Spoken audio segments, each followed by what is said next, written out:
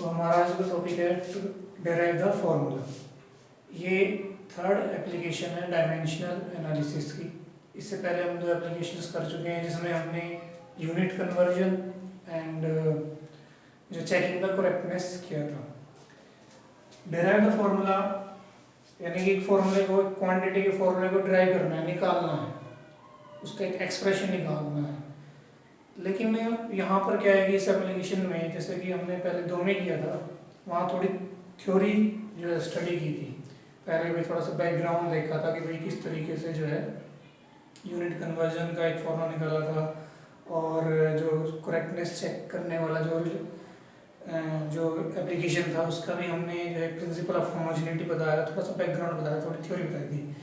लेकिन यहाँ पर हम क्या करने वाले हैं, यहाँ पर हम डायरेक्ट जो है क्वेश्चन से इस जो है एप्लीकेशन को समझेंगे, क्योंकि यहाँ पर इसका क्वेश्चन नहीं आता, कोई इसकी थ्योरी वगैरह नहीं होती है। तो कैसे जो है फॉर्मूले को ड्राइव करते हैं यूजिंग डायमेंशनल एनालिसिस, डायमेंशंस को यूज़ करके हम किस तरीके से फॉर्मूला निकालते हैं। तो उसके लिए हम एक क्वेश्चन लिखते हैं। पहले क्वेश्चन है कि particle is moving in circle with centripetal force F,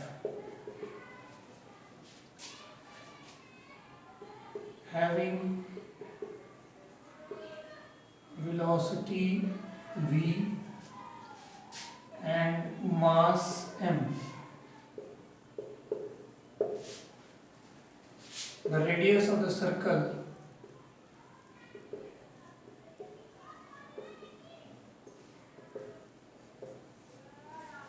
is R.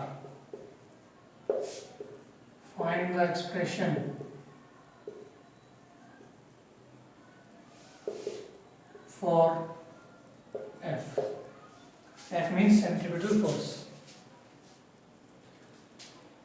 इस क्वेश्चन में क्या है कि जो है हमें 3-4 क्वांटिटी दे दी, एफ, एम, वी और जो है आर, और कह दी कि एफ का फॉर्मूला निकालो। एक क्वांटिटी ऐसी हो कोई, अब ये जो क्वेश्चन लिखा हुआ है जरूरी नहीं कि हर बार यही क्वेश्चन इसी स्टेटमेंट में हो। अलग टाइप स्टेटमेंट में कैसे हो सकता है, ऐसे लिख सकता है कि particle is moving in circular path having centripetal force F which depends on velocity V, mass M, radius R, etcetera etcetera. किसी भी तरीके से जो है अलग अलग तरीके से इसको जो थोड़ा सा मॉडिफाई कर सकता है इस क्वेश्चन की लैंग्वेज को। लेकिन क्या है कि मेन हमें ये नहीं देखना कि क्वेश्चन की लैंग्वेज क्या है, कितना बड़ा क्वेश्चन है, क्वेश्चन और स्टेटमेंट और बड़ी हो सकती है, ऐसे क्वेश्चन भी आ सकते हैं। लेकिन क्या है कि हमें जो करने का तरीका है वो ये है कि हमें जो है ना उस क्वान्टिटी को देखना है जिसका फॉर्मूला निकालना है। सबसे पहले तो क्वेश्चन पढ़ के पता लग जाना चाहिए कि वो क्वांटिटी कौन सी है जिसका फॉर्मूला में निकालना है। तो यहाँ साफ साफ ऐसे लिखा ही हुआ है कि find the expression for F, कई बार नहीं भी लिखा हो सकता। तो यहाँ पर हमें एफ का तो फॉर्मूला निकालना है। एफ को छोड़ करके बाकी जितनी भी क्वांटिटी इसके अंदर दी हुई है पूरे स्टेटमेंट के अंदर, उन सब के ऊपर ये एफ क्या करता होगा, डिपेंड करता होगा।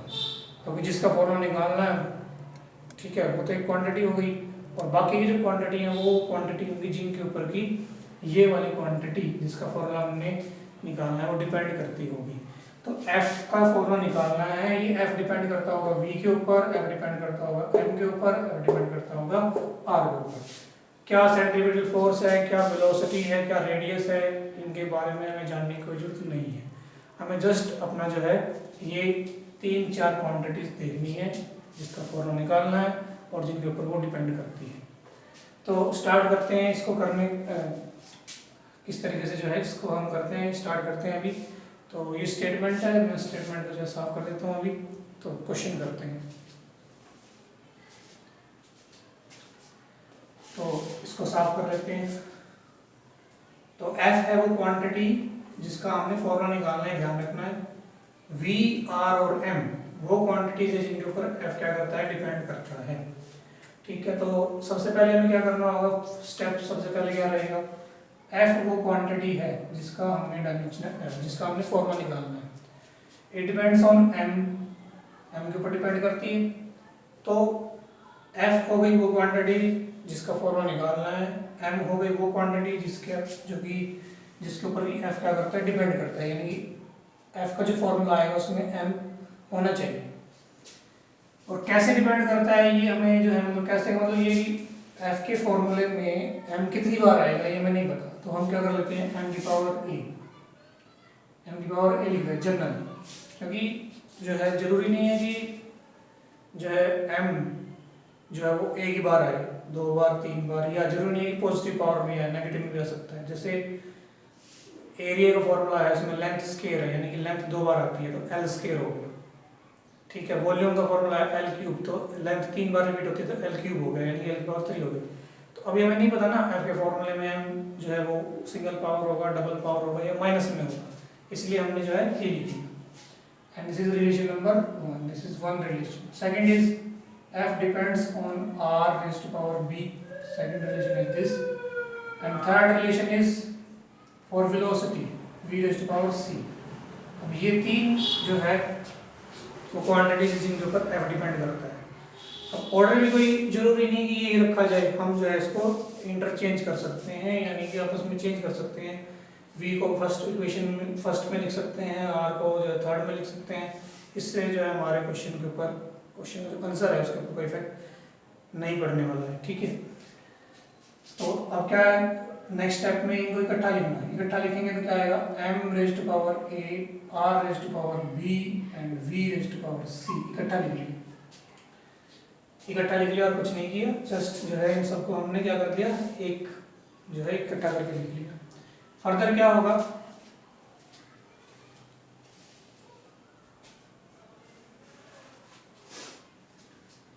अब जो ये प्रोपोर्शनैलिटी का साइन है ये हमें हटाना है, हटा करके जो है इसको इक्वल के साइन में चेंज करना है। तो f is equal to according to एक मैथमेटिक्स के अंदर रूल होता है, अगर प्रोपोर्शनैलिटी का साइन हटाना है और इक्वल के साइन में चेंज करना है तो कांस्टेंट से मल्टीप्लाई कर दो, कांस्टेंट k से मल्टीप्लाई कर दिया, m raise to power a, r raise to power b एंड v raise to power c,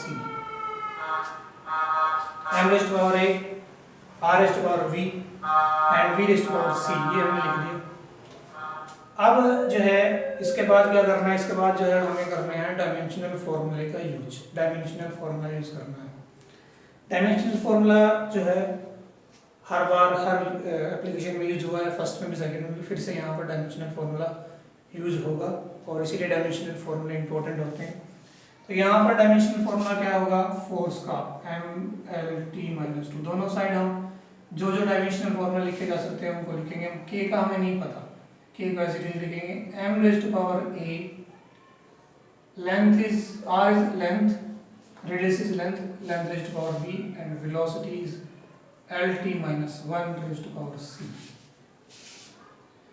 अब इसके बाद जो है पावर के ऊपर पावर मल्टीप्लाई कर देंगे, तो we will have m/L/T-2 is equal to k, m raise to power a, यहाँ पर पावर 1 है, 1 raise to power a, 1 into a हो गया। सिमिलरली लेंथ की पावर क्या हो जाएगी b, और यहाँ पर लेंथ की पावर c, और यहाँ पर t की पावर माइनस c।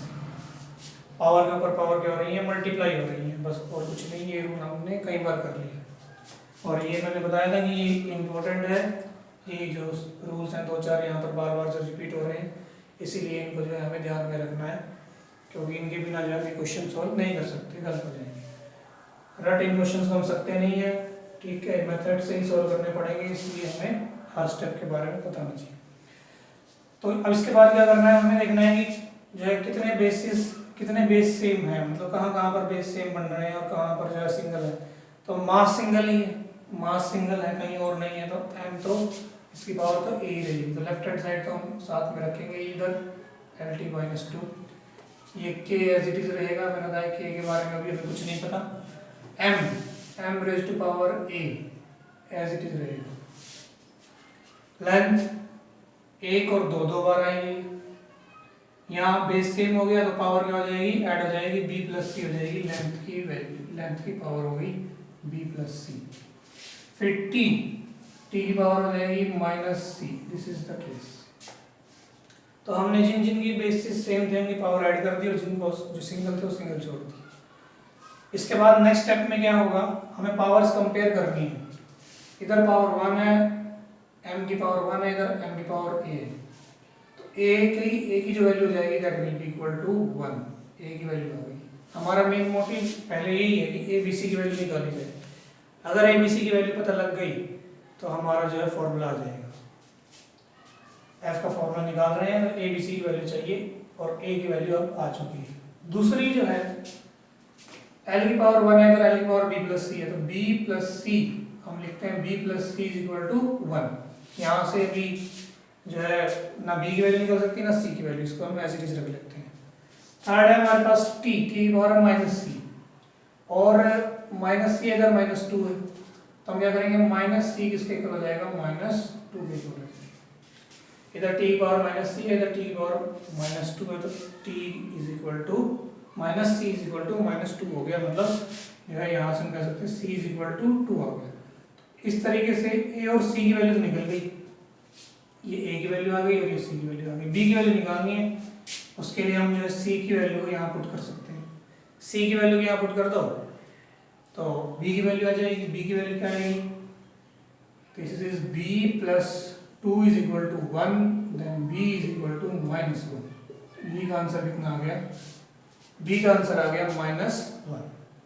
तो a b c तीनों ही वैल्यू निकल गई हैं और जस्ट हमारा जो वर्क है वो ऑलमोस्ट फिनिश हो चुका है। क्योंकि इन क्वेश्चंस के अंदर जो सबसे बड़ा काम होता है वो होता है ए बी सी की वैल्यू निकालना, कि भाई हाउ दिस क्वांटिटीज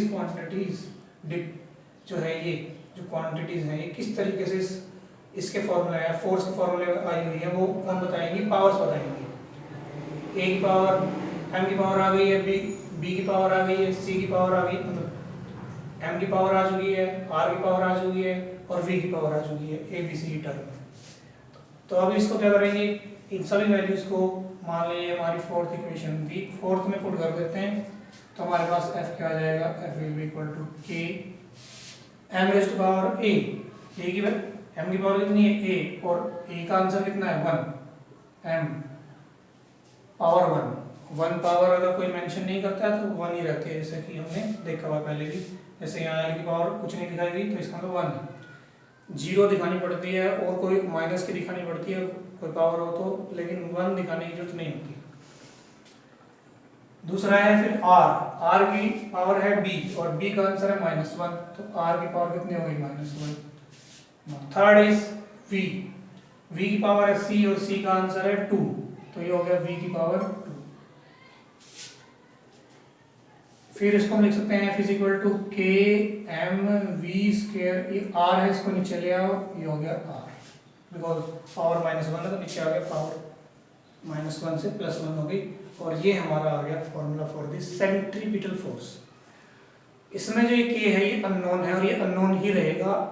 इस मेथड से हम जो है इस k को नहीं जान सकते, ये इसके ड्रॉबैक भी है कि इन कॉन्स्टेंट्स के बारे में ये कुछ नहीं बताता। तो ये के एज इट इज रहेगा, ये हमें एग्जाम में एज इट इज छोड़ के आना है, इससे हमारा आंसर जो है गलत नहीं होगा। इस के की वैल्यू पता करने के लिए हमें किसी और मेथड की जरूरत पड़ेगी, हो सकता है एक्सपेरिमेंट की जरूरत पड़ सकती है। हम एक्सपेरिमेंट करके पता करेंगे कि के कितना है। और एक्चुअल में जो सेंट्रीपिटल फोर्स का फॉर्मूला होता है F is equal to M V square by R, मतलब कि जो ये के है इसकी वैल्यू कितनी होती है 1 is a constant, numbers are constant 1 2 3, ये क्या होता है कांस्टेंट। तो k की वैल्यू कितनी आ गई 1 आ गई, ये एक्सपेरिमेंट से पता लगा, ठीक है। तो फॉर्मूला क्या बन गया m स्क्वायर बाई r, ये एक्चुअल फॉर्मूला है, लेकिन डायमेंशनल एनालिसिस से ये फॉर्मूला है तो हमें k नहीं पता लग पा रहा है। लेकिन ये चलो k नहीं पता लग पाया कोई बात नहीं, बाकी की जो ये फिजिकल क्वांटिटीज हैं दूसरी, इनका क्या रिलेशन होगा आपस में फोर्स को बनाने में, ये हमें यहाँ से बिल्कुल ठीक से पता लग जाता है। बस इस कांस्टेंट का नहीं पता लगता, तो इस कांस्टेंट को हम एज इट इज छोड़ सकते हैं, कि एज इट इज छोड़ देंगे अभी के लिए। लेकिन जब ये सेंट्रीपिटल फोर्स चैप्टर में आएगा तो इसका फॉर्मूला हम यही याद करेंगे, क्योंकि this is the exact formula, this is not exact, क्योंकि यहाँ के हमें अननोन है, ठीक है। लेकिन फिर भी बाकी की फिजिकल क्वांटिटीज का कैसा डिपेंडेंस है वो हमें पता लग गया है, इसीलिए ये थोड़ा सा यूजफुल भी है। तो ये था method how to derive a formula. अब एक क्वेश्चन किया है, और भी क्वेश्चन कर सकते हैं, और भी क्वेश्चन करते हैं ताकि ये मेथड जो है थोड़ा सा इसी प्रैक्टिस हो जाए और ये क्लियर हो जाए कि क्योंकि ये जो है कुछ थोड़ा सा सारा जो मैथमेटिक्स है ये थोड़ी सी प्रॉब्लम क्रिएट करता है, तो इसको जो है केवल प्रैक्टिस से दूर किया जा सकता है और प्रैक्टिस होगी जब हम क्वेश्चंस करेंगे और भी।